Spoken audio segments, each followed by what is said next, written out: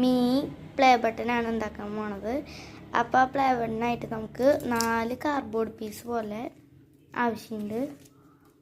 അതിലൊരെണ്ണത്തിൽ നമ്മളിങ്ങനെ യൂട്യൂബിൻ്റെ ഇത് വരച്ചെടുക്കാം.